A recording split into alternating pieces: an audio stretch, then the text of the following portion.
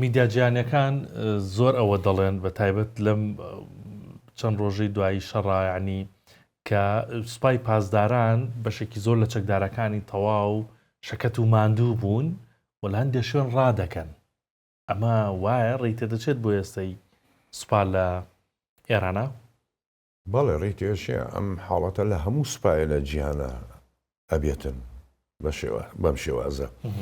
تۆ لە بیرت نەچێتن یانەوە تۆ مانگێکە 15,000 شۆنت لێدراوە، ناتوانی کۆبوونەوەی بکەیت، ناتوانی بجوولەیتەوە. دوای ئەوە ئەمانە هەموویان بڵین عەقیدەیان یەک نییە، بیر و باوەڕیان هەیە لەبەر مەسلحەت هاتووە، ئەڵێ من پارە وەرەگرم. ئەمانە زۆربەیان خاو خێزانیان هەیە، دایک باوکیان هەیە. تۆ 2 مانگە موچەت وەرنەگرتووە، پارەت وەرنەگرتووە و لە ناو شەڕای ئاگربارانی تەواو واز دێنی.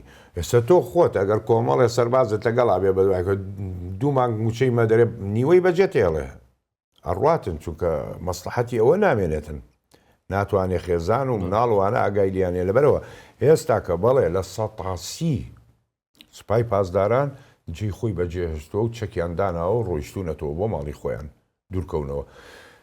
زیاتر درێژە بخایانێ بەڵێ ئەم عادەدە زیاترەکاتن کە وازی لێدێنن و ئەکشێنەوە، چونکە تەحملت چەندێکە مێنێتن تۆ بێ موچە و عائیلەت هەبێتن و باوک و دایک و مەساڵحی ترت هەبێتن.